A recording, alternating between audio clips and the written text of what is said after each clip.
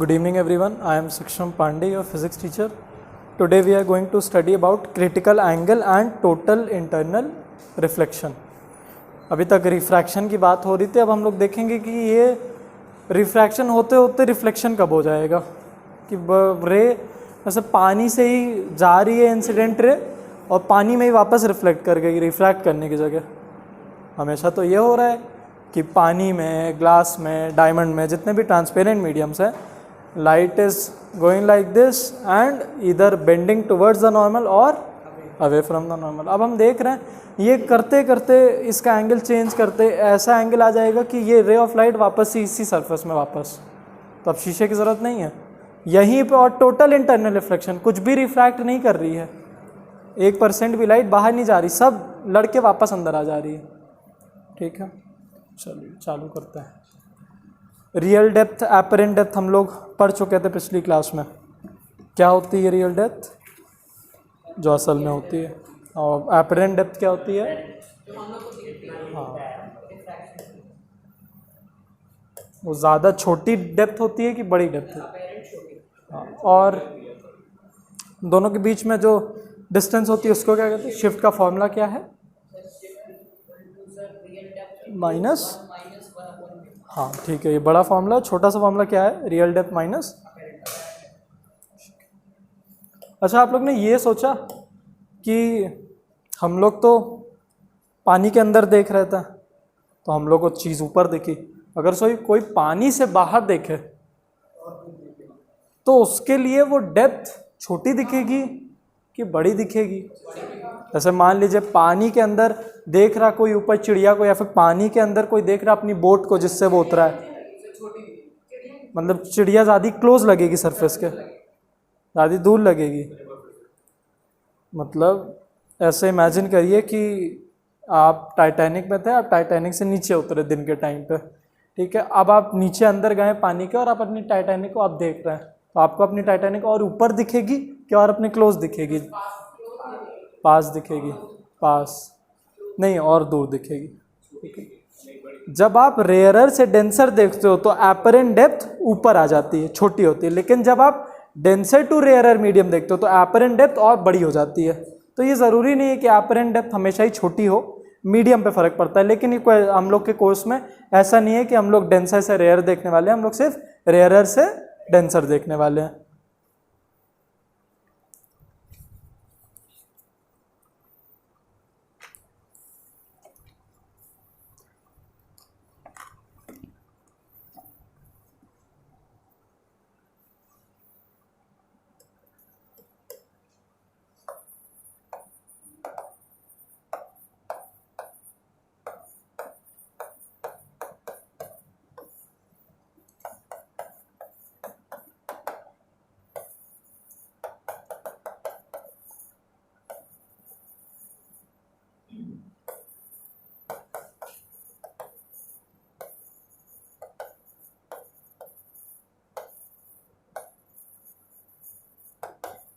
ठीक है, ये अपना आज का टॉपिक है, इम्पॉर्टेंट है बोर्ड पर्सपेक्टिव से, तो ध्यान दीजिएगा आज।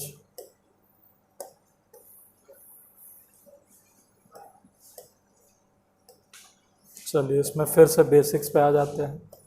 ये मैं मीडियम का सेपरेशन ड्रॉ करता हूँ, 3 मीडियम का सेपरेशन।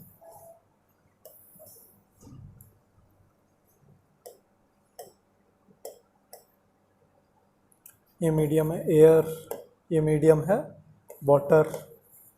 डेंसर कौन सा है, रेयरर कौन सा है इसमें? सेम मीडियम है, ठीक है, एयर वाटर, एयर वाटर। अब रे ऑफ लाइट इस पे ऐसे स्ट्राइक की, सबसे पहले अगर ये 90 डिग्री पे स्ट्राइक करती है क्या होने वाला है? हाँ, denser to rarer, away from the normal, मतलब कि ऐसे निकलेगी ये, फिर 90 डिग्री पे स्ट्राइक की सीधे निकलेगी। ठीक है, हाँ ये सीधे निकलेगी।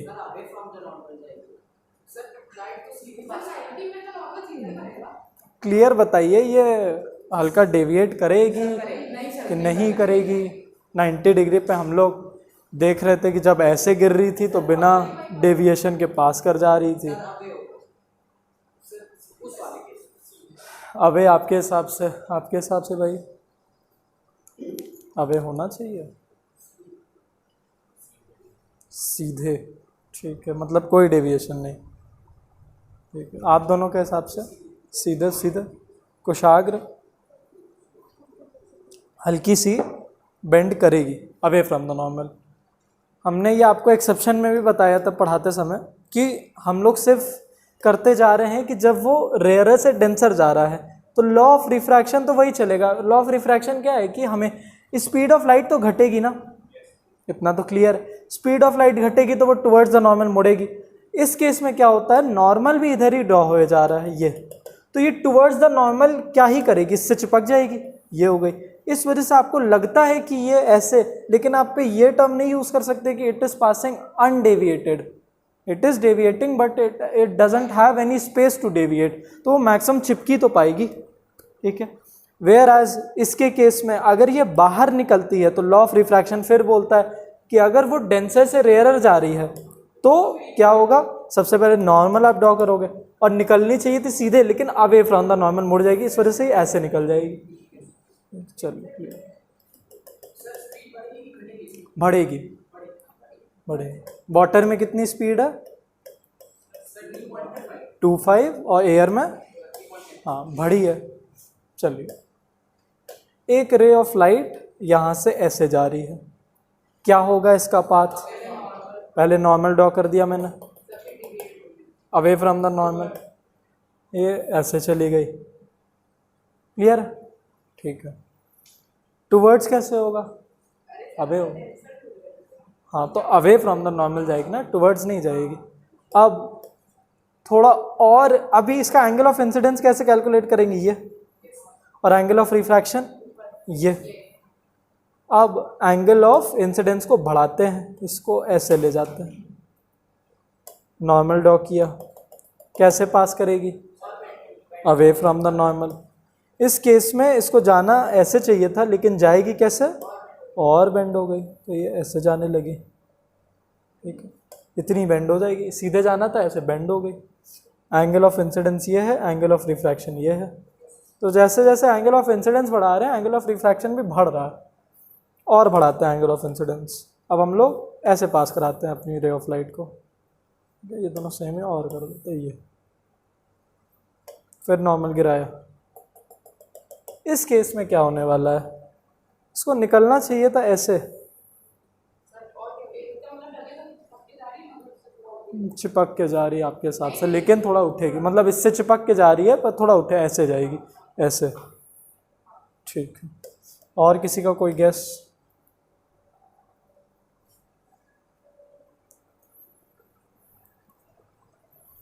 सोचिए, सब लोग आंसर करिए, वापस नीचे आ जाएगी, थर्ड का देखिए, खुद ही कैलकुलेट करके देखिए, ये इतना है, ये इतना, और ज़्यादा उठी हुई लग रही है ना, चिपक के जाएगी आपके हिसाब से, चिपक के जाएगी, आपको लग रहा है नीचे आ जाएगी, आपको लग रहा है नीचे आ जाएगी, इसके ऐसे चली जाएगी, ठीक है। कुशाग्र चिपक के चली जाएगी, वाया इस बार काफ़ी लोग सही हैं।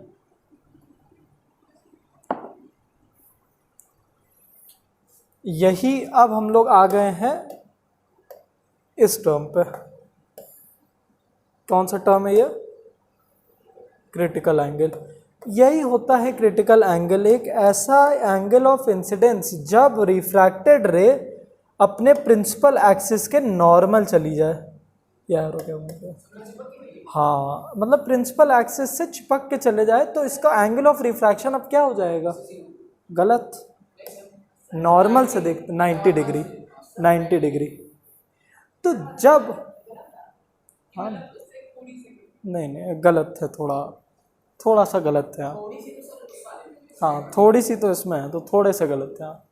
अब क्रिटिकल एंगल कौन सा एंगल है, एक ऐसा एंगल ऑफ इंसिडेंस है जब रे ऑफ लाइट जा रही है from denser to rarer medium और रिफ्रैक्टेड रे 90 डिग्री चली जा रही है, ठीक है। 90 डिग्री का मतलब है ये नॉर्मल से हम लोग बनाएंगे, तो एक बार रिपीट करिए, what is critical angle, critical angle is that angle of incidence which is at 90 degree. एक और कीवर्ड इसमें डालना है, फ्रॉम मीडियम का चेंज बताइए। ये सिर्फ होगा डेंसर टू रेयरर, सिर्फ डेंसर टू रेयरर होगा, रेयरर टू डेंसर हम लोग नहीं जाएंगे इसमें, ठीक है, क्लियर हुआ। तो अब ये एंगल बदल के यही इंसिडेंस एंगल अब क्या हो गया है, क्रिटिकल एंगल। आयुष क्या होता है क्रिटिकल एंगल? 90 डिग्री चली जाए, ठीक है। तो ऐसे केस में मान लीजिए अगर मैंने इस पे रे ऑफ लाइट पास कराई होती, या अगर एक प्लेन मीडियम होता है इससे हमने पास कराई होती, तो ऐसे जाके ये सीधे निकल आती इसी से 90 डिग्री, मतलब जो ये सरफेस है इसी के साथ साथ चलती जाती। अब अगर हम और बढ़ाने लगे एंगल ऑफ इंसिडेंस तब क्या होगा? अब और बढ़ा दिए हम लोग एंगल ऑफ इंसिडेंस को, और बढ़ा दी, क्रिटिकल एंगल से भी ज़्यादा कर दिए, मतलब इसको और ऊपर लेते गए। जैसे कि ड्रॉ ही कर देते हैं, फिर से वही मीडियम है, सेम मीडियम है, वाटर एयर, वाटर एयर ही है। अब ये रे ऑफ लाइट ऐसे आ रही है,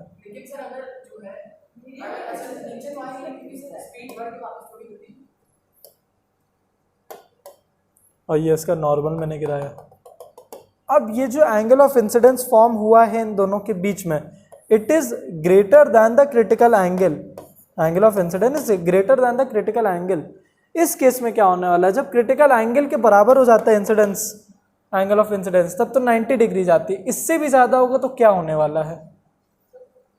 क्या आप अनडेविएटेड पास कर जाएगी ये सीधे? नहीं, वैसा तो कभी नहीं हो सकता ना कि अनडेविएटेड पास कर जाए, क्योंकि स्पीड ऑफ लाइट में तो चेंज आना है। तो अपना आंसर बताइए। 90 डिग्री जाएगी, सब लोग सोचिए।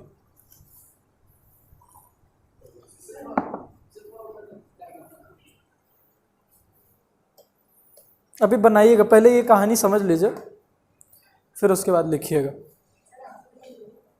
आपने दे दिया अपना आंसर? अभी सोच रहे हैं, सब लोग सोचिए।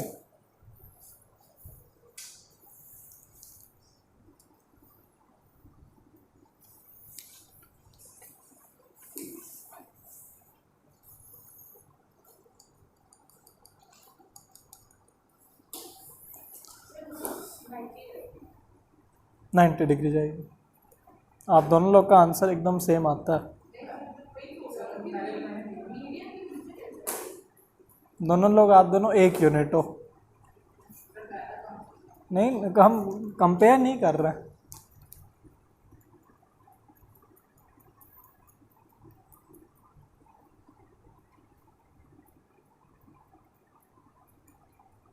क्या आएगा बेटा आयुष, दिमाग चल रहा है 90 पे? तो मतलब क्रिटिकल एंगल से हम बढ़ाएं भी तब भी कोई डिफरेंस नहीं आएगा। हम इतनी देर से जैसे जैसे बढ़ाए जा रही है लाइट और गिरे जा रही है, अब हम लोग और बढ़ा रहे, तो अब क्या चेंज नहीं आना है?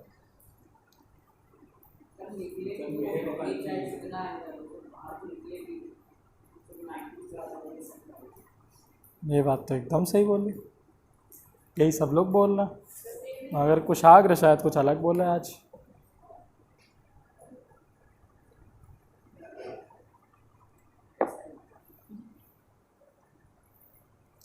आज कुशाग्र मुझे इतना अच्छा स्टूडेंट लग रहा है, तो क्लास में इतनी शांति, आज पहला लेक्चर होगा इतनी शांति भरा। तो सबका सेम है आंसर कि कोई कुछ और बोलना चाहेगा? सेम। तो दिल क्या कह रहा है? दिल और दिमाग में कौन क्या कह रहा है? दिमाग ये कह रही कि 90 डिग्री जाएगी, दिल कह रहा नीचे। दिल की सुन लीजिए, आज आप तो लाल भी पहने हैं आप। हाँ, तो इस हिसाब से आयुष सही हुआ कि आयुष ने आज दिल की बात अपनी सुनी फिजिक्स में, और इन्होंने बोल दिया कि सर ये तो वापस चली जाएगी नीचे ही, ये ऐसे चली जाएगी, ये मतलब इसने अब रिफ्रैक्शन की जगह रिफ्लेक्शन शो करना चालू कर दिया, और अब ये रिफ्लेक्शन के ही लॉस फॉलो करेगी। ठीक है, इस कहानी से बढ़ने से पहले, हाँ यहाँ पे आप सही हैं, सब लोग गलत है, आज आयुष सही है, आयुष का दिल सही है। ये सेम ये किस्सा बना। अब देखिए ऐसा क्यों हो रहा है।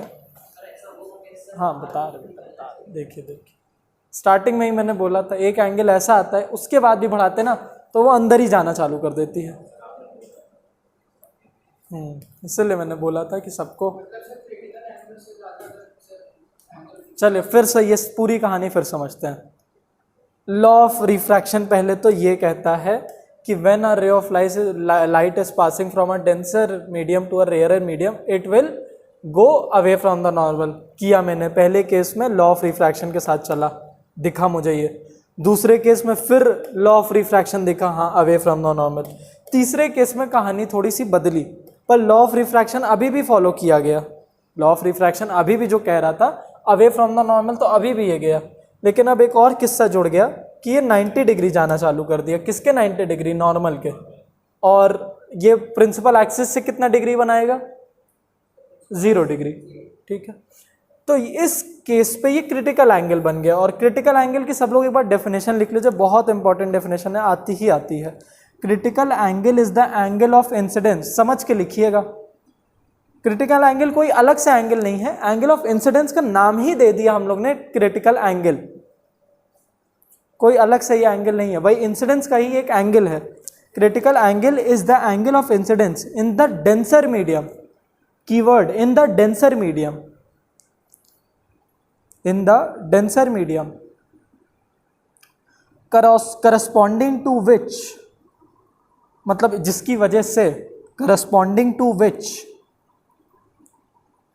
the angle of refraction, the angle of refraction in the rarer medium, in the rarer medium is 90 degree, in the rarer medium is 90 degree। समझ में आई डेफिनेशन? अभी पढ़ेंगे बेटा, 2 कदम आगे मत चाहिए, साथ साथ सीढ़ियां चलिए। क्रिटिकल एंगल एकदम अच्छे समझ में आए, एक एक word. Critical angle is that angle of incidence in the denser medium corresponding to which the angle of refraction in the rarer medium is 90 degree. ठीक है, तो यही चीज यहाँ पे हुई कि ये वो एंगल ऑफ इंसिडेंस है। Let the angle of incidence भी कुछ भी, मान लीजिए 30 डिग्री ही हुआ ये, तो अगर ये 30 डिग्री पे जाती है तो एंगल ऑफ रिफ्रैक्शन 90 डिग्री हो जाएगा। वैसे होता नहीं है वाटर हॉर्स के केस में।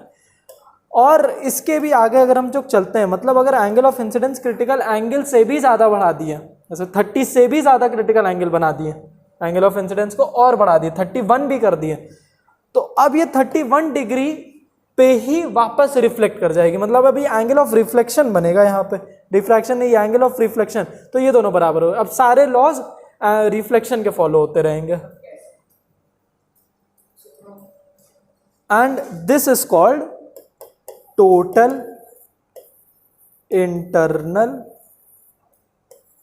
रिफ्लेक्शन। यही वो फिनोमेना है। जैसे कि अब कैसे वाले पार्ट पे आते हैं, जैसे हम लोग ने देखा था एक मिनिमम डेविएशन का केस, जब एक प्रिज्म पे हम लोग एंगल बदले जा रहे हैं, हम लोग ज़्यादा कर रहे हैं, तब भी एंगल ऑफ डेविएशन ज़्यादा निकल रहा है। नहीं, उसका कैसा रिलेशन था?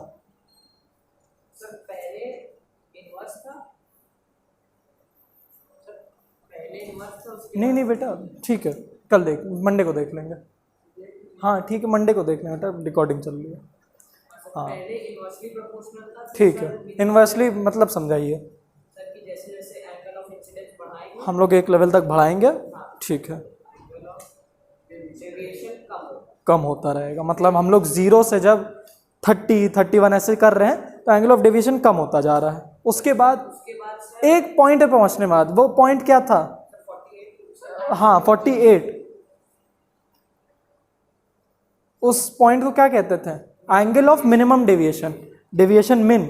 ठीक है, उस केस में क्या हो जाता था? एंगल ऑफ इंसिडेंस और एंगल ऑफ इमर्जेंस बराबर हो जाते थे, और वहां पे एंगल ऑफ डेविएशन सबसे कम होता था। हाँ, उसके बाद फिर जब बढ़ाने लगते थे तब क्या हो जाता था? फिर डायरेक्टली प्रोपोर्शनल शो करता था, फिर जब जब बढ़ाएंगे वैसे वैसे बढ़ेगा। वैसे ही यहाँ पे हर मीडियम में भी एक ऐसा पॉइंट आ जाता है, एक ऐसा एंगल बन जाता है, उससे ज़्यादा अगर आपने लाइट को टेढ़ा करके मारा तो वापस रिफ्लेक्ट करना चालू कर देगी। और ये आप लोग को करना बहुत मुश्किल है क्योंकि आप हमेशा रेयरर मीडियम में बैठते हो। आप अगर पानी के अंदर बैठ के किसी का अगर वाटरप्रूफ लेज़र लाइट तो नहीं आती है, लेकिन प्रिज्म में ये होता है। प्रिज्म जैसे हमने अगर चिपका दिया, इतना करने की ज़रूरत नहीं, ये एक डेंसर मीडियम है, हमने इससे चिपका दिया रे ऑफ लाइट, अंदर तो नहीं घुसा सकते, चिपका दिया।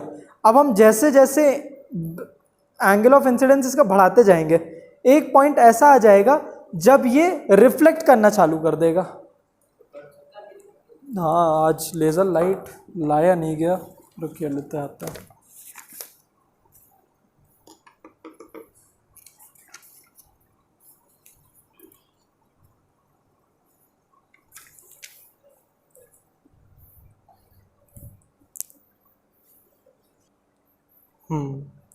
लेज़र लाइट आ गई है। और ये एक्सपेरिमेंट से पहले आप लोग पेज नंबर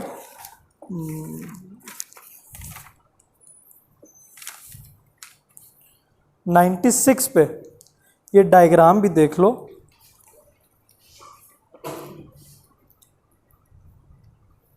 ये वाला डायग्राम, इसमें आपको दिख रहा है लाइट तो बाहर जानी चाहिए थी लेकिन रिफ्लेक्ट कर गई। 60 degree of angle of incidence पे आई थी, 60 डिग्री उसने एंगल ऑफ रिफ्लेक्शन कर दिया।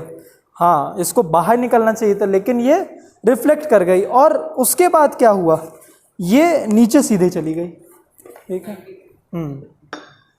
अब इसको बनाना बड़ा ही मुश्किल है क्योंकि मैं जैसे ही इसको करूँगा ना, ये अंदर फिर से रिफ्लेक्शन शो करेगी,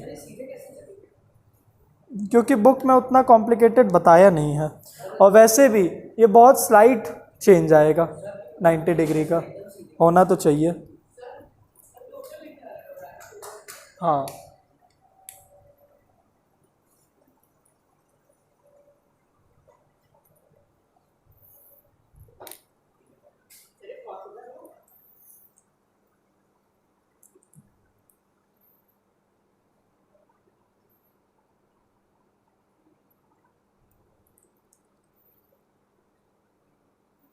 ये देखिए नीचे फॉर्म हो रही है ये। तो मतलब ये रे ऑफ लाइट सीधे गई, इस वाले सरफेस पर टकराई और नीचे गिर गई। इसको निकलना तो उधर साइड चाहिए था, लेकिन ये जैसे अभी हम कर रहे हैं तो अभी ये सब रिफ्रैक्शन हो रहा है, लेकिन जैसे मैंने ये 60 डिग्री बनाया इससे, तो अब रिफ्लेक्शन होना स्टार्ट हो गया है। टोटल इंटरनल, कोई भी रे ऑफ लाइट इधर उधर नहीं गई, सारी नीचे दिख रही है मुझे। और ये ऐसे क्यों दिख रही है, एक डॉट दिखना चाहिए था क्योंकि इसमें बहुत ज़्यादा डस्ट है। अगर ये एकदम साफ हो तो एकदम पिन पॉइंट, जैसे सरफेस, जैसे सोर्स ऑफ लाइट होगा वैसे ही यहाँ पे भी। और इंटेंसिटी में कोई डिफरेंस नहीं, माइन्यूट डिफरेंस आएगा यहाँ पे जो लॉस हुआ एनर्जी का उसकी वजह से। तो देखिए यहाँ तक रिफ्रैक्शन हो रहा है। ठीक है, एक टाइम पे मिनिमम डेविएशन, इसी से मिनिमम डेविएशन भी पढ़ सकते हैं कि ऐसे बढ़ाए जा रहे हैं तो एंगल ऑफ डेविएशन कम होता जा रहा है। मिनिमम डेविएशन का एंगल आ गया, मेरे ख्याल से यही होगा 48 डिग्री। तो यहाँ पे सबसे मिनिमम डेविएशन। अब जब हम बढ़ाते रहेंगे तो मिनिमम डेविएशन बढ़ता रहेगा। और जैसे ही मैंने 60 डिग्री बना दिया तो ये अब टोटल इंटरनल रिफ्लेक्शन करना स्टार्ट कर दिया। समझ में आ रहा है? और किस एग्जाम्पल से प्रूव कर सकते हैं? अब हम लोग के पास सिर्फ है एक रेगुलर प्रिज्म। अगर हमारे पास होता है एक ऐसा प्रिज्म जिसमें ऊपर 90 डिग्री होता, नीचे 45 डिग्री, वो ऐसा आता, तो हम रे ऑफ लाइट ऐसे मारते, ऐसे टकराती, नीचे आ जाता। मतलब हम रे ऑफ लाइट इधर से मारते और इधर से वापस आ जाता। लेकिन क्योंकि एक रेगुलर प्रिज्म है, इसमें पॉसिबल नहीं। अगर ये एक ऐसा प्रिज्म होता जिसमें आइसोसेलेस प्रिज्म उसको कहते हैं, जिसमें ऊपर 90 डिग्री है और नीचे ये दोनों 45 है, तो उसमें क्या होता, हम ऐसे मारते हैं, इस पे टोटल इंटरनल रिफ्लेक्शन होकर इस पे जाता, इस पे टोटल इंटरनल रिफ्लेक्शन होकर नीचे आ जाता और वो 90 डिग्री पे अनडेविएटेड पास कर जाता। और हाँ, अभी इस क्लास के लिए बुक में, या फिर एक बार टीचर से भी कंफर्म कर लीजिएगा स्कूल में कि मैम ऐसा कब होगा कि लाइट हो गया है ना, स्कूल में पूछ लीजिएगा कि मैम अगर डेंसर से रेयरर पास कर रही है तो मैं उसका डेविएशन कैसे शो करूं। लॉ ऑफ रिफ्रैक्शन तो कहता है अवे फ्रॉम नॉर्मल जाएगा। क्या मैं उसको दिखाऊं? अगर वो बोलती हैं कि मत दिखाओ तो पूछ लीजिएगा एक बार रीज़न, मतलब गलत प्रूफ करने के लिए, क्या पता हम ही लोग गलत चल रहे हो, लेकिन लॉ ऑफ रिफ्रैक्शन तो वही कहता है। चलिए समझ में आया। और देख ले रेगुलर प्रिज्म से कुछ और हो सकता है, बाकी ये लोग कोई और प्रिज्म यूज़ कर रहे हैं।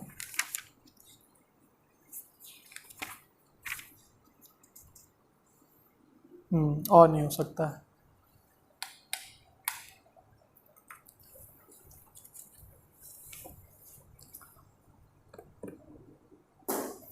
चलिए, तो अब क्रिटिकल एंगल आपने लिखा ना, अब लिखिए दूसरी लाइन पे स्टार बना के, when angle of incidence exceeds the critical angle, when angle of incidence exceeds the critical angle, it starts to show total internal reflection. Angle of incidence exceeds the critical angle, it starts to show total internal reflection. बहुत ही important है ये, तो सबको समझ में आ गया है पक्का? हर कोई बोल दीजिए समझ में आया है, वरना फिर समझाएं। टोटल इंटरनल रिफ्लेक्शन, नाम से ही डेफिनेशन बहुत क्लियर है ना। क्रिटिकल एंगल के नाम से नहीं क्लियर है, लेकिन इसको याद कर लीजिएगा, पर टोटल इंटरनल रिफ्लेक्शन क्लियर है। टोटल इंटरनल रिफ्लेक्शन की, हाँ वो पार्शियल रिफ्लेक्शन होता है। जैसे हम लोग थिक स्लैब वाला किए थे, तो उसमें वो टोटल इंटरनल रिफ्लेक्शन नहीं, दैट इज पार्शियल रिफ्लेक्शन। आप देखेंगे कि 2% 3% लाइट नीचे आ रही, उसी का फिनोमेना चलता जा रहा, लेकिन यहाँ पे 100% लाइट ही नीचे चली गई। जैसे आप देखें इसको करते, जैसे अगर हम इसमें भी पास करा रहे हैं ना, तो अभी मुझे रिफ्लेक्शन देखने मिलेगा, कुछ ना कुछ रे ऑफ लाइट वापस रिफ्लेक्ट कर जा रही, क्योंकि एक शाइनी सरफेस है। शीशे पे भी करेंगे, शीशे पे भी कुछ ना कुछ पास कर जाएगी। अगर एकदम अंधेरा कर दो तो हर सरफेस पे लाइट टकरा के थोड़ी वापस जाती है, शाइनी सरफेस की प्रॉपर्टी है। मगर टोटल इंटरनल रिफ्लेक्शन कुछ अलग है, उसमें वर्ड क्या आ गया है? 3 वर्ड, जिसमें से तीनों का ही मतलब पता है। रिफ्लेक्शन हो रहा है, समझ में आ रहा। टोटली जितनी रे ऑफ लाइट, जितनी, जैसे अगर मान लीजिए 100 कैंडल्स ऑफ लाइट थी, तो 100 कैंडल्स ऑफ लाइट ही चली जाएगी। पॉइंट में हटा लीजिएगा वो लॉस ऑफ एनर्जी जो होती है इस मीडियम में ट्रैवल करने की वजह से, लॉस ऑफ एनर्जी जो हो रही, मगर थ्योरी के हिसाब से हम लोग इतना डाल देंगे। और वेयर एज इन सब केसेस में, हर केस में आप देखोगे यहां से जाएगी, थोड़ी सी पास कर जाएगी, ऐसे थोड़ी सी। जैसे कि अगर ये 100 कैंडल्स थी तो ये 0.1 कैंडल या फिर मैक्सिमम टू मैक्सिमम 1 कैंडल, उतनी सी रिफ्लेक्ट कर जाएगी ये। लेकिन यहाँ पे टोटली, और ये इंटरनल वर्ड क्यों आया? क्योंकि ये सब कुछ एक डेंसर मीडियम के अंदर ही हो जाएगा, लाइट को बाहर निकलने का मौका ही नहीं मिलेगा।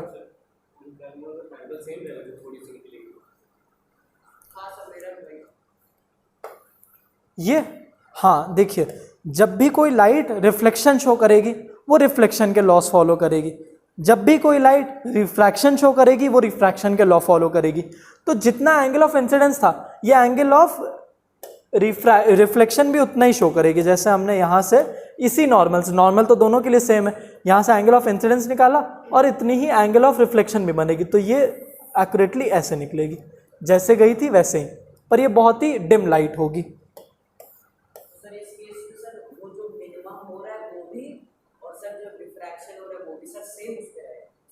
हाँ, क्योंकि अब सारी लाइट ही रिफ्लेक्शन के लॉस फॉलो कर रही हैं।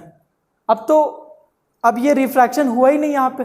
रिफ्रैक्शन तो वो है ना जब लाइट पास करे। Now this is not the refracted ray, this are denotes the reflected ray. और रिफ्लेक्शन के क्या रूल्स हैं? हाँ, तो सेम दिख रहा है। और एक और लॉ ऑफ रिफ्लेक्शन है कि the angle of incidence, the normal and the reflected ray lie on the same plane and they are lying on the same plane। यही तो इनका प्लेन, सब कुछ यहीं पे तो आके मिल रहा है। यहीं से ये चालू, यहीं से ये खत्म हुआ, यहीं से ये चालू हुआ, यहाँ पे नॉर्मल भी गिरा है, सब कुछ एक ही प्लेन पे आया। क्लियर हुआ? कोई डाउट? चलिए अब लिखिए conditions for total internal reflection.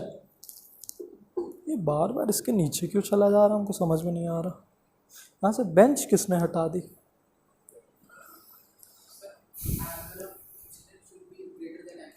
हाँ गुड, बिना बताइए आपने पहली चीज लिख दी। बिना बताइए आप दूसरा भी क्या बता सकते हो? दो कंडीशंस हैं, दो कंडीशंस है कि टोटल इंटरनल रिफ्लेक्शन कब पॉसिबल है। ऐसा तो है नहीं कि जब देखो तब। हाँ ये पहला हुआ। दूसरा? पहला तो हर्ष ने बता दिया, छोटा हो। हाँ वाह, नहीं गलत बोल रहे हैं। नहीं, उन्होंने पहले बोला कि angle of incidence critical angle से ज़्यादा बड़ा हो। दूसरी कंडीशन है critical angle angle of incidence से कम हो।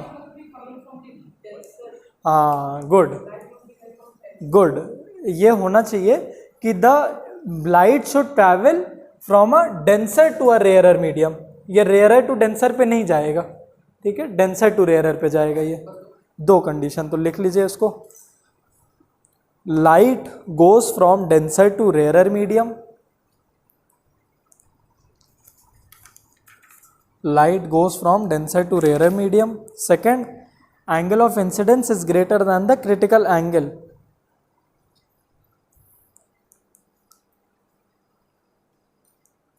कुशाग्र, क्रिटिकल एंगल क्या होता है?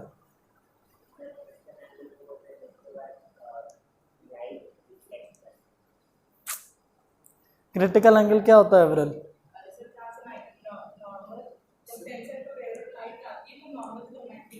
हाँ गुड, उसको जब एक्सीड करेगी तब इंटरनल रिफ्लेक्शन हो। क्रिटिकल एंगल ये है जब ये ऐसे जाके 90 डिग्री, इसके भी और ऊपर चढ़ेगी तब नीचे आएगी, ठीक है। तो क्या टोटल इंटरनल रिफ्लेक्शन के लिए बस क्रिटिकल एंगल तक जाना जरूरी है? उसके भी ऊपर, उसके भी ऊपर। Angle of incidence should be greater than, या फिर ग्रेटर दैन का साइन लगा दीजिए, क्रिटिकल एंगल।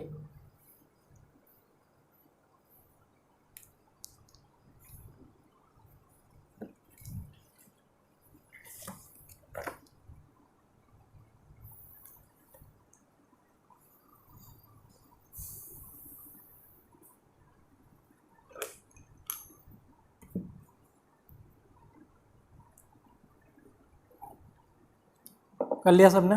अब देखते हैं ये कैलकुलेट कैसे करते हैं। How do we calculate the critical angle? जो क्वेश्चन था कि सर ये होता कितना है, पानी का कितना होगा, ग्लास का कितना होगा, सबका अलग अलग होगा। सबका अलग अलग क्यों होगा? नहीं, अच्छा टर्म यूज करिए। अच्छा टर्म यूज करिए, इससे सिमिलर एक टर्म है ना। हाँ ज़्यादा, सबका जिस मीडियम का अलग रिफ्रैक्टिव इंडेक्स है उसका अलग क्रिटिकल एंगल होगा। दोनों के बीच में रिलेशनशिप भी पढ़ेंगे कि जैसे जैसे क्रिटिकल एंगल बढ़ाएंगे क्या वो टोटल इंटरनल रिफ्लेक्शन के लिए एंगल बढ़ाना पड़ेगा कि कम करना पड़ेगा। इंटरेस्टिंग है ये। हाँ तो लेट्स, हाँ ये टॉपिक लिख दे रहे हैं, हाउ टू, हाँ हाँ लग तो यही रहा है, how to calculate critical angle. इस पार्ट से बहुत क्वेश्चन आते हैं। सबसे पहले let's find when light is travelling from water to air, मतलब वाटर का क्रिटिकल एंगल।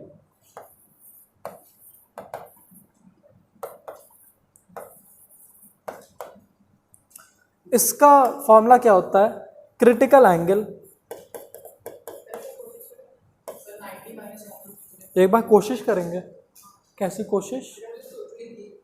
अच्छा आप कोशिश करेंगे, करिए कोशिश। इसका फॉर्मूला होता है साइन सी। क्रिटिकल एंगल को सी से डिनोट करते हैं। नहीं, sine C is equal to 1 upon refractive index, और रिफ्रैक्टिव इंडेक्स कैसे लिख देंगे, जो डेंसर मीडियम है वो इधर with respect to rarer medium, ये इसका फॉर्मूला है, sine C is equal to 1 upon refractive index. इसी से सारे न्यूमेरिकल सॉल्व होने हैं, ये लिख लीजिए। ऐसे तो 3 ही बस पढ़ने हैं, वो 3 आपको याद ही रख लेना है, क्योंकि साइन की वैल्यू सबकी थोड़ी ना ढूंढ याद रखेंगे हम लोग।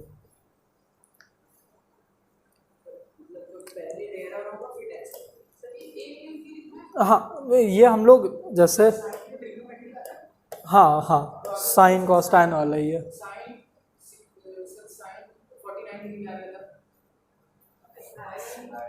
जैसे यहाँ पे जैसे 49 डिग्री की कोई वैल्यू होती है ना, अननोइंगली अभी आपको पता चलेगा जो आपने बोला है कुछ ना कुछ यहाँ पे रेलेवेंट है। जैसे साइन 49 डिग्री की एक वैल्यू होती है, एग्जाम में आएगा, देखिए चिंता मत करिए। पहले तो ये इसको समझिए, ये कैसे करते हैं। ये रिफ्रैक्टिव इंडेक्स तो समझ में आता है ना, हम लोग डेंसर मीडियम इधर लिख देते हैं और रेयरर मीडियम इधर। रिफ्रैक्टिव इंडेक्स ऑफ वाटर, अच्छा हम लोग वाटर कर रहे हैं तो यहाँ जी नहीं, यहाँ पे डब्ल्यू करेंगे ना, डब्ल्यू कर लेते हैं। रिफ्रैक्टिव इंडेक्स ऑफ वाटर कितना होता है, हाँ वो सब कुछ यहाँ पे पुट करिए, साइन सी की वैल्यू निकालिए, हम बता देंगे साइन वो कितनी डिग्री होती है वो।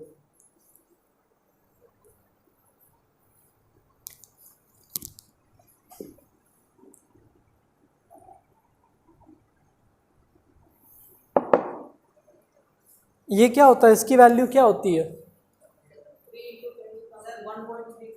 1.33, ठीक है। और फ्रैक्शन के फॉर्म में क्या होता है, हाँ 4/3। ट्राई करिएगा फ्रैक्शन को यूज करें, ठीक है, क्योंकि यहाँ पे लाके उसी को रेसिप्रोकेट कर देंगे। 4/3 पुट कर देते हैं, तो sine C is equal to 1/4/3। ये क्या हो जाएगा नेक्स्ट स्टेप पे, हाँ sine C is equal to 3/4। और साइन की कौन सी ये वैल्यू होती है, 3/4 आता है जब आप लिखते हो साइन 49 डिग्री। साइन 49 डिग्री या साइन 50 डिग्री, दोनों लोग ही क्लोज टू यही देते हैं। ये 3 आपको याद रख लेना है। साइन 49 तीन ही मीडियम का आएगा, sine 49 degree is equal to 3/4, ठीक है। तो यहां पे सी की वैल्यू कितनी हो जाएगी, 49 डिग्री। समझ में आया,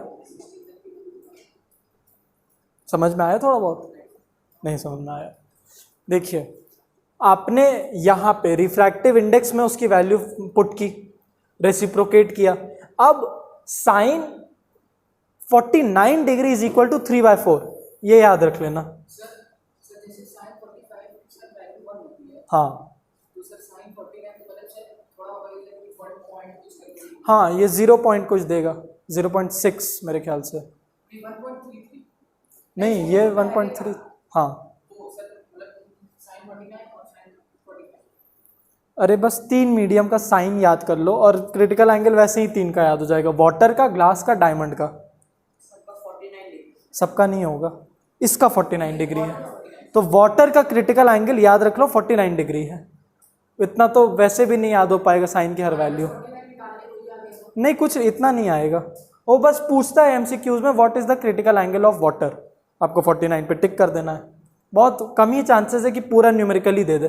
ये फॉर्मूला भले पूछा जाए, जैसे आपसे अगर एक्सप्लेन करने को पूछ लिया ना कि व्हाट इज क्रिटिकल एंगल, तो ये जरूर डाल देना, ये इसका फॉर्मूला बहुत इंपॉर्टेंट है, डेफिनेशन में ये डाल देना। अब अगला वो निकाल लेंगे। तो वाटर का क्रिटिकल एंगल क्या हुआ, 49 डिग्री। तो मतलब कि जब, अब इसको समझते हैं, अगर ये वाटर है मीडियम बीच में, ठीक है, रे ऑफ लाइट ऐसे आई और ये 49 डिग्री पे ही हिट की है इसको, तो इसका क्या हाल होने वाला है, हाँ इसको ये एंगल ऑफ इंसिडेंस यहाँ पे 49 डिग्री हो गया है, तो क्या होने वाला है, हाँ ठीक है। तो अब ये ऐसे पास कर जाएगी। और अगर यही बढ़ के हो गई 51 डिग्री, तो हाँ, और एंगल ऑफ रिफ्लेक्शन कितना होगा 51 डिग्री। और इस फिनोमेना को क्या कहते हैं, हाँ अब समझ में आ रहा है, ठीक है, इसी को टोटल इंटरनल रिफ्लेक्शन कहते हैं। ठीक है, अब निकालते हैं अगला ग्लास का।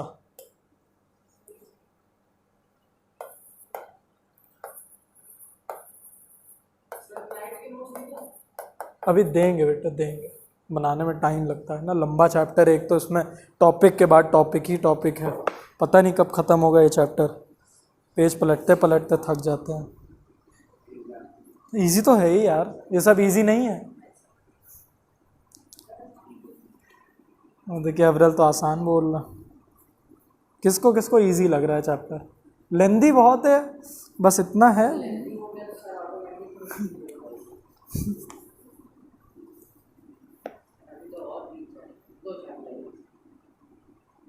दो चैप्टर इस टर्म में आने हैं, कौन कौन से यार, बात भूल यार। हाँ वो भी लाइट का ही पार्ट है, रुकिए देख, बस रिफ्रैक्शन थ्रू लाइट है, ठीक। ये हम लोग का लास्ट टॉपिक, क्रिटिकल एंगल ही इसका लास्ट टॉपिक है, ये ख़त्म कर लेंगे। फिर रिफ्रैक्शन थ्रू लेंस है, जिसमें आपको याद रखना होगा जो रिफ्लेक्शन में मिरर्स यूज़ कर रहे थे ना, कॉनकेव मिरर, कॉन्वेक्स मिरर, वही लॉज यहाँ पे भी फॉलो होने हैं। और उसके बाद स्पेक्ट्रम भी आ रहा है, अरे यार बाप रे बाप, और स्कूल में सब कुछ हो चुका है।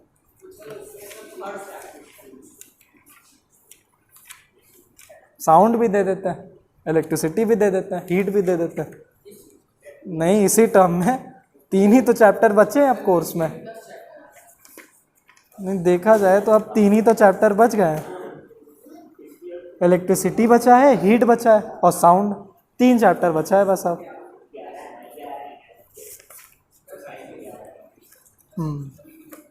चलिए इसको जल्दी से ढूंढते हैं। क्या फॉर्मूला यहाँ पे यूज़ करेंगे क्रिटिकल एंगल ढूंढने के लिए ग्लास का? यहाँ पे क्रिटिकल एंगल फाइंड कर रहे हैं हम लोग ग्लास का, क्रिटिकल एंगल ऑफ ग्लास। तो फॉर्मूला वही, sine C is equal to 1 refractive index, और क्या लिख देंगे यहाँ पे ग्लास, यहाँ पे एयर। क्या होती है refractive index glass upon air? 3/2, हाँ 1.5 और फ्रैक्शन के फॉर्म में 3/2, ठीक है। इसी को रेसिप्रोकेट कर दिया, तो sine C is equal to 2/3, और ये साइन वैल्यू होती है 42 डिग्री, तो critical angle is equal to 42 degree. तो ग्लास का क्रिटिकल एंगल है 42 डिग्री।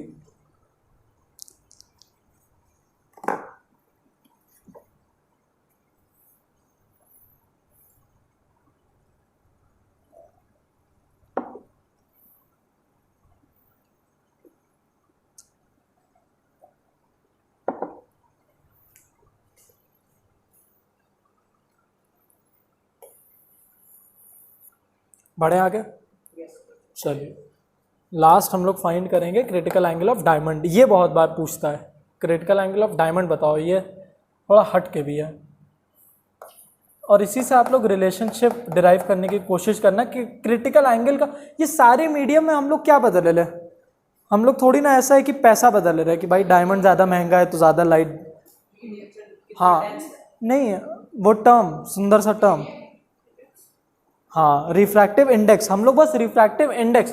तो क्रिटिकल एंगल और रिफ्रैक्टिव इंडेक्स के बीच में अभी तक क्या रिलेशनशिप चल रहा, इसको देखने के बाद क्लियर हो जाएगा कि क्या इसको बढ़ाने पे, रिफ्रैक्टिव इंडेक्स बढ़ाने पे ये घट रहा है या ये भी उसके साथ बढ़ रहा है। तो क्रिटिकल एंगल ऑफ, हाँ डायमंड,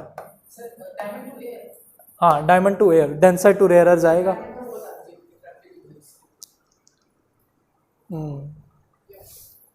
याद करिए थोड़ा बहुत।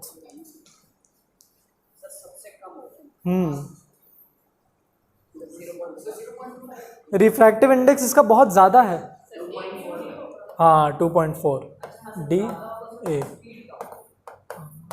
मतलब ये 2.4 टाइम्स गिराता है लाइट को, उसकी स्पीड ऑफ लाइट को। फ्रैक्शन में, इसको फ्रैक्शन में मत पुट करिए, इसको भी याद ही कर लीजिए, इज इक्वल टू 1 ये इसको पुट करेंगे sine C 1/2.4 C is equal to इसका 25 डिग्री, हाँ 5.12 कर लेंगे तो इसका क्रिटिकल एंगल है 25 डिग्री का, है ना। ये वैल्यू भी याद, तीन ही वैल्यू तो याद करनी है। साइन की क्या वैल्यू याद करेंगे, क्रिटिकल एंगल ही याद कर लीजिए, साइन का क्या याद करना। तो क्रिटिकल एंगल ऑफ डायमंड कितना निकला 25, मतलब हम लोग को डायमंड, अब इसको ये देखिए अगर मैंने यहाँ पे सरफेस वो डायमंड होता,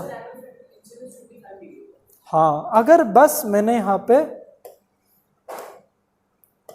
25 डिग्री पे रे ऑफ लाइट पास करा दी, ये नॉर्मल गिराया, तो इतने पे ये कैसे पास करेगा, अगर यहाँ पे 25 डिग्री है वापस ऐसे आ जाएगा ना, नहीं बेटा 90 डिग्री चला जाएगा, ये ऐसे चला जाएगा, ये अभी तो क्रिटिकल एंगल है। और जैसे ही मैंने इसको 26 कर दिया, अब क्या होगा, हाँ 26 डिग्री पे ही रिफ्लेक्ट कर जाए।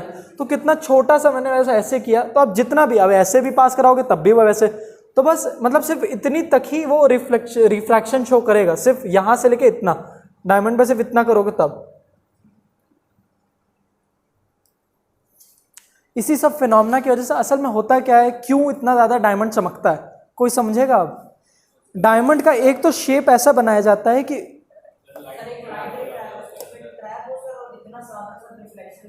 हाँ वो टोटल इंटरनल रिफ्लेक्शन ही करती रह जाती। आप पानी के साथ भी टोटल इंटरनल रिफ्लेक्शन करा सकते हो। पानी को एक ग्लास के ऐसे शेप में डालो कि लाइट उस पर फॉल करे, अंदर टोटल इंटरनल रिफ्लेक्शन करते रहे, लेकिन उसमें वैल्यू बहुत ज़्यादा चाहिए। कितनी चाहिए, 49 डिग्री, 49 डिग्री उसमें चाहिए ये करने के लिए। हाँ शेप का बहुत बड़ा खेल है ये, ऐसे शेप का बनाया जाता है। तो इस पर लाइट ऐसे फॉल करती है, ऐसे रिफ्लेक्ट, ऐसे रिफ्लेक्ट, ऐसे रिफ्लेक्ट, ऐसे कर करके बहुत टाइम बाद निकलती है एक, जब वो 25 डिग्री से कम निकली।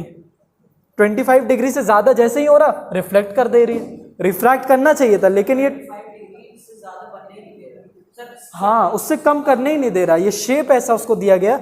और जैसे ही मान लीजिए अब 24 डिग्री हो गया यहाँ पे, तो अब जाके वो रिफ्रैक्शन के लॉ फॉलो करेगी और यहाँ से ऐसे निकलेगी। तो इतनी देर तक जो लाइट यहाँ पे करती रही ना, इस वजह से वो चमकते रहा आपके लिए। और आप देखोगे कोई भी चीज़ ऐसे ही नहीं चमकती है, आप उसको जब हिलाओगे तब वो चमकती है। तो वो हिलाने से क्या हो रहा है, जो लाइट उस पर फॉल कर रही है उसके एंगल बदले जा रहे हैं। अब लाइट हम चाहे तो ऐसे बदल लें या ऐसे रख के इसको ऐसे बदल लें, तो जब वो हिलता रहता है डायमंड चलते चलते अलग अलग चमकेगा वो। तो वो क्योंकि उसका एंगल ऑफ इंसिडेंस बदले जा रहा है, ये उसका फिनोमेना है। आप देखोगे पानी भी तो चमकता है, पानी के अंदर भी, तो तब उस पर एंगल ऑफ इंसिडेंस 49 से ज़्यादा हो जाता है, तब वैसा किस्सा बनता है। तो ये हुआ डायमंड की कहानी। अब बताइए लास्ट टॉपिक कर लेते, फैक्टर्स क्या क्या हैं जिस पे क्रिटिकल एंगल डिपेंड करता है, कि कब क्रिटिकल एंगल बड़ा होगा, कब क्रिटिकल एंगल छोटा होगा। Factors on which critical angle depends,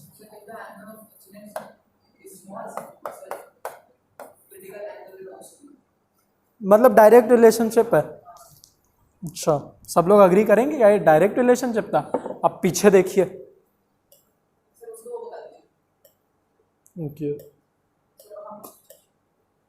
देख हम लोग पहले से चलते हैं, यहाँ पे देखिए वाटर का रिफ्रैक्टिव इंडेक्स कितना था 1 अब फ्रैक्शन को छोड़ के, नहीं रिफ्रैक्टिव इंडेक्स, ये तो क्रिटिकल एंगल है, इसका रिफ्रैक्टिव इंडेक्स था 1.33, ठीक है। इसका रिफ्रैक्टिव इंडेक्स था 1.5, बढ़ा तो क्रिटिकल एंगल क्या हो 49 से 42 घटा। इसके बाद डायमंड का रिफ्रैक्टिव इंडेक्स क्या है 2.4, तो और घट गया। तो कैसा रिलेशनशिप मिला, इनवर्स। तो पहला हो गया कि refractive index is inversely proportional to, या फिर यहाँ पे क्रिटिकल एंगल की जिसकी बात होती है वो लिखा करिए। तो critical angle is inversely proportional to refractive index of the medium. ये पहला रिलेशनशिप डिराइव हुआ। दूसरा टेम्परेचर पे कैसे डिपेंड करेगा, सिंपली टेम्परेचर का मुझे रिफ्रैक्टिव इंडेक्स के साथ रिलेशनशिप बताइए। नहीं, हाँ मीडियम में ही चेंज होगा। टेम्परेचर का रिफ्रैक्टिव इंडेक्स के साथ रिलेशनशिप बताइए। हाँ, तो अगर टेम्परेचर का इनवर्स प्रोपोर्शन है इसके साथ, तो इसके साथ डायरेक्ट है, तो temperature is directly proportional to critical angle. Temperature, और ऐसा होता क्यों है, ये क्यों आया, क्योंकि होता क्या है, जब टेम्परेचर बढ़ाते हो मॉलिक्यूल्स तेज तेज भागेंगे, लाइट आराम से ट्रैवल करने लगेगी, कम बेंड कराएगी, और ये तो बेंडिंग प्रॉपर्टी है, तो ये बढ़ते ही ये कम बेंड हो रही, इस वजह से इनवर्स प्रोपोर्शन है। ठीक है, अब वो कम बेंडिंग इसको चाहिए तो टेम्परेचर बढ़ा दो, ज्यादा रिफ्लेक्शन शो करने के लगेगी वो। हाँ, ये भी याद कर ले, factors on which refractive index depend बहुत आता है, तो वो अच्छे से याद करिएगा। इसकी कंडीशंस आती है, condition for total internal reflection, अच्छे से याद करके जाइएगा। Condition for total internal reflection क्या याद करके जाएंगे अविरल? हाँ, और लास्ट है वेवलेंथ, जो समझ में नहीं आता है। हाँ, हर चीज का रिलेशनशिप आप रिफ्रैक्टिव इंडेक्स से रखो। वेवलेंथ का कैसा रिलेशनशिप है रिफ्रैक्टिव इंडेक्स के साथ? डायरेक्ट। आप देखिए वायलेट का सबसे कम वेवलेंथ, तो वो रिफ्रैक्ट सबसे ज्यादा करती है। वायलेट सबसे ज्यादा रिफ्रैक्ट करती है, रेड सबसे कम, इसीलिए तो हर जगह रेड यूज करती है ट्रैफिक सिग्नल पे। तो वेवलेंथ का कैसा रिलेशनशिप है रिफ्रैक्टिव इंडेक्स के साथ? हाँ, तो इसका इनवर्स रिलेशनशिप है अगर रिफ्रैक्टिव इंडेक्स के साथ, तो क्रिटिकल एंगल के साथ क्या होगा? ये देखिए, ये इनवर्स था, तो क्रिटिकल एंगल के साथ डायरेक्ट रिलेशनशिप। मतलब अगर वेवलेंथ बढ़ती रहती है तो क्रिटिकल एंगल भी बढ़ता रहेगा। क्लियर नहीं है क्या बेटा ये चीज? ये नहीं क्लियर है, ये चीज नहीं क्लियर है। आपको पहले पढ़ाए हैं कि जैसे ये विबग्योर होता है, ऐसे बढ़ता रहता है क्या वेवलेंथ, इसका लगभग 400 नैनोमीटर है और इसका 800, मतलब कंफर्म नहीं हूं मैं 800 होता है कि कितना होता है, मान लेते हैं। तो वायलेट का वेवलेंथ सबसे कम, बेसिकली इसकी स्पीड ऑफ लाइट सबसे कम, तो स्पीड ऑफ लाइट इसकी वैसे ही कम है, तो वो और गिरा देगा, तो बेंड भी तो ज्यादा करेगा। स्पीड ऑफ लाइट ही तो घटना रिफ्रैक्टिव इंडेक्स होता है। बेंड कैसे हो रही लाइट? क्योंकि स्पीड ऑफ लाइट घट रही है।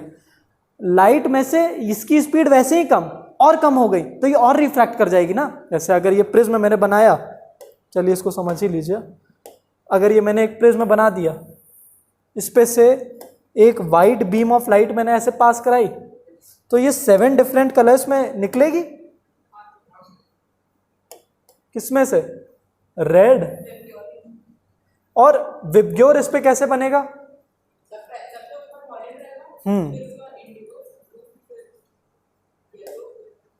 ये कंफर्म करते हैं क्योंकि डाउट ना रहे ना। विबग्योर अभी तक हम लोग पढ़े भी नहीं हैं।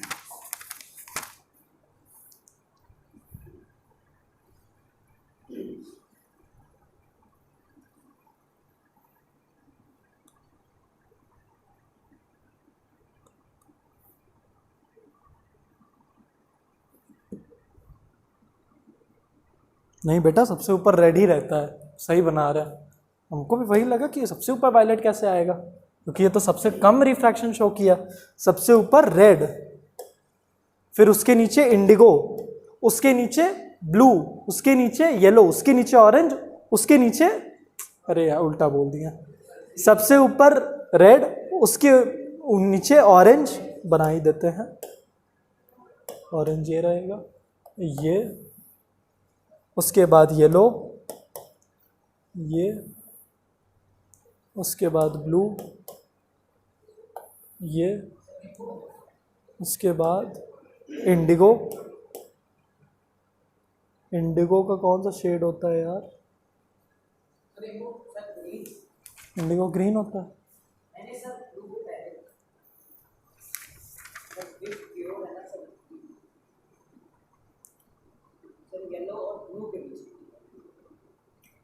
येलो ग्रीन होता है।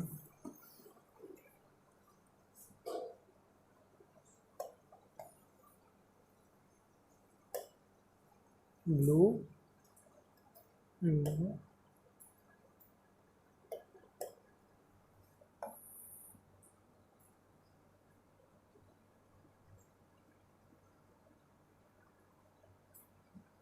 हम लोग एक चीज तो लिखे ही नहीं, जी विब ग्योर, हाँ ये ग्रीन येलो और ब्लू के बीच में। उनको लगा 6 ही कलर, 6 ही रे ऑफ लाइट बन रही है, पिंक, जी, और यहाँ पे हाँ रेनबो में भी तो यही होता है। हाँ वाटर ड्रॉपलेट से जब रिफ्रैक्ट करती है light, red, orange, yellow, green, blue, Indigo is basically कायन, और उसके बाद वायलेट। ये ऐसा स्पेक्ट्रम बनता है, ये है हमारा स्पेक्ट्रम। तो देखिए अब समझते हैं, यहां से बहुत क्लियर हो जाएगा वेवलेंथ का चक्कर। रे ऑफ लाइट ऐसे आ रही थी, ऐसे पास करना था इसको, है ना, तो और क्लियरली बनाए तो ये ऐसे होता, रे ऑफ लाइट ऐसे आ रही थी, ऐसे जाना था इसको, बन क्यों नहीं पा रहा,